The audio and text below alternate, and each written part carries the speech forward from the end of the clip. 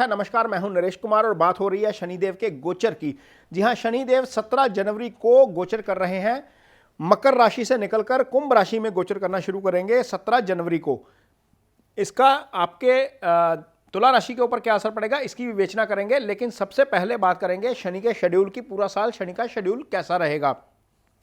17 जनवरी को शनि कुंभ राशि में आ जाएंगे। हालांकि ये गोचर पिछले साल ही कुंभ राशि में शुरू हो गया था, लेकिन बीच में शनि वक्री हुए और वक्री होकर मकर राशि में चले गए। मकर राशि में फिर मार्गी हुए और मार्गी होकर अब दोबारा से कुंभ राशि में आ रहे हैं। अब ये पूरा साल यहीं पर रहेंगे, लेकिन अगले महीने यानी कि 14 फरवरी के दिन शनि अस्त हो जाएंगे, क्योंकि कुंभ राशि में सूर्य का गोचर शुरू हो जाएगा और उसके साथ ही शनि को वो अस्त कर देंगे।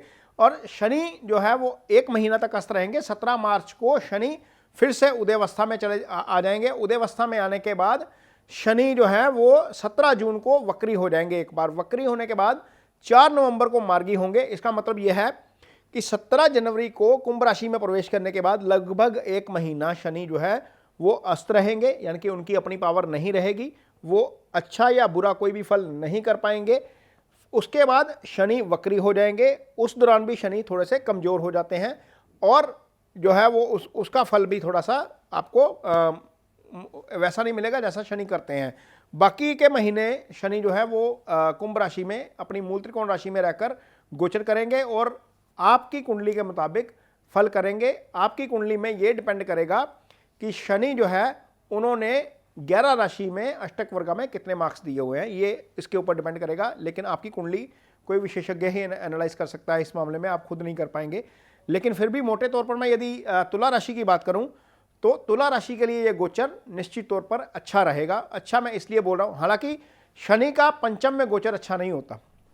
पंचम में गोचर अच्छा नहीं होता शनि का, क्योंकि पंचम भाव त्रिकोण का भाव है, पवित्र भाव है। शनि 3, 6, 11 में अच्छा फल करते हैं। आपकी कुंडली में पंचम में आ रहे हैं, इसलिए अच्छा है क्योंकि शनि की ढैया खत्म हो रही है। शनि 10 राशि पर चल रहे थे, 7, 8, 9, 10 चौथे भाव में आपके गोचर कर रहे थे चंद्रमा से। वो स्थिति अब हट जाएगी, ढैया खत्म हो जाएगी। ये बड़ी राहत वाली बात है। दूसरी बड़ी राहत वाली बात यह है कि जो तुला राशि होती है उसके लिए शनि योगा कारक ग्रह होते हैं। योगा कारक ग्रह सामान्य तौर पर बुरा नहीं करते, लेकिन फिर भी जहां पर शनि की दृष्टि जाती है उन चीज़ों में तो वो बुरा कर ही जाते हैं, यानी कि उनका फल जो है वो नेगेटिव हो ही जाता है कहीं ना कहीं। इसके बावजूद ये सारा कुछ, ये सारी कैलकुलेशन, ये सारा गोचर इस चीज़ पर डिपेंड करेगा कि आपकी कुंडली में दशा कौन सी चल रही है। यदि आपकी कुंडली में भाग्येश की दशा चल रही है, पंचम की दशा चल रही है, केंद्र के ग्रहों की दशा चल रही है और अच्छी दशा चल रही है, तो शायद इसका बहुत ज़्यादा प्रभाव नहीं पड़ेगा।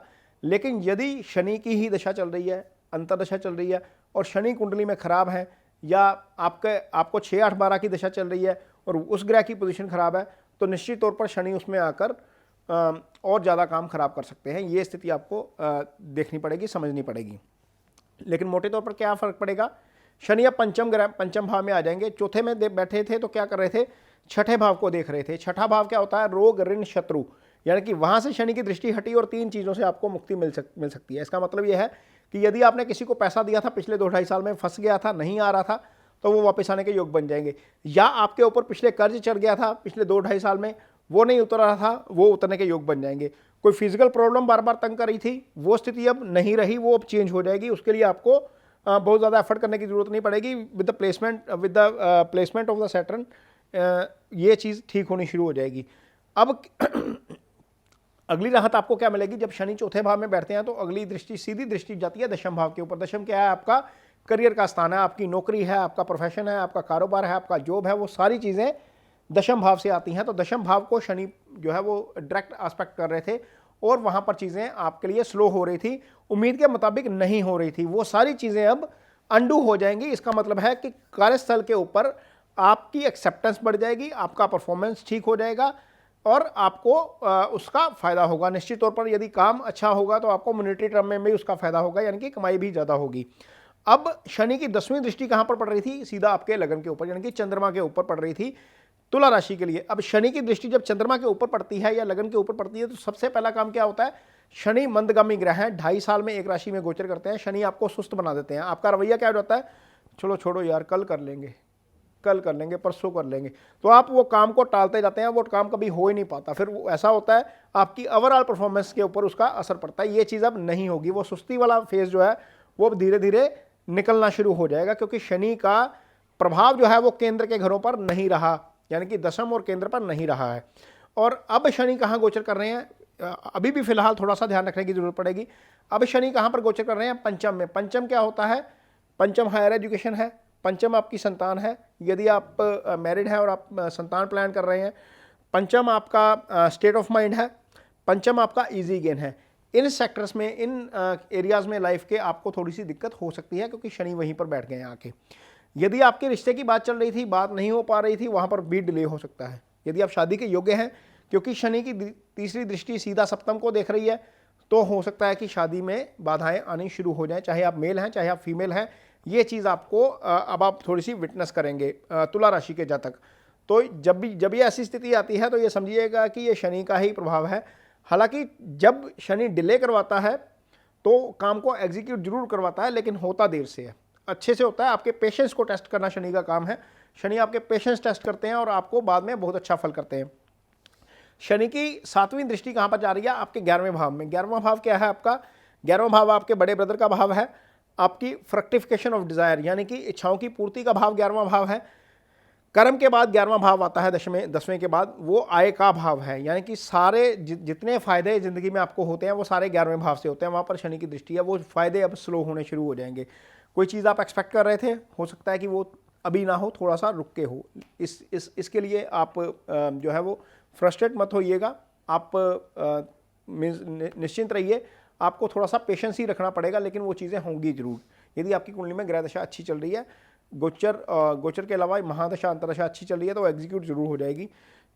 शनि की अब 10वीं दृष्टि कहाँ पर पड़ेगी, धन स्थान के ऊपर, यानी कि आय स्थान भी शनि के प्रभाव में, धन स्थान भी शनि के प्रभाव में।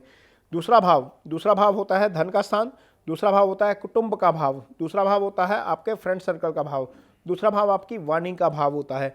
यानी कि यदि सप्तम को शनि डिले करवा रहा है तो दशम को भी डिले करवाएगा। यदि आप मैरिड हैं तो हो सकता है कि आपकी वाणी से कुछ इस तरह का निकल जाए, मुंह से वाणी कुछ इस तरह की निकल जाए कि आपके घर में कहीं ना कहीं कोई ना कोई प्रॉब्लम वाली सिचुएशन आ जाए। तो उस चीज़ को अपने आप को कंट्रोल करना है, थोड़ा सा पेशेंस से काम लेना है। यदि कोई सामने वाला बंदा कुछ बात कह रहा है तो उसको समझे बिना रिएक्ट नहीं करना है। तो वो चीज़ यदि आप करेंगे तो हो सकता है कि फैमिली वाला पार्ट जो है वो डिस्टर्ब ना हो। लेकिन इसके बावजूद आप यदि ड्रिंक करते हैं या आप कोई इस तरह का नशा करते हैं जिससे प्रॉब्लम बढ़ सकती है, कुछ लोग तंबाकू का सेवन करते हैं, तो यहाँ से बाज आने का समय आ गया, क्योंकि शनि की दृष्टि दूसरे भाव पर है। माउथ से संबंधित डिजीज़ आपको हो सकती है, दांतों से संबंधित डिजीज़ आपको हो सकती है।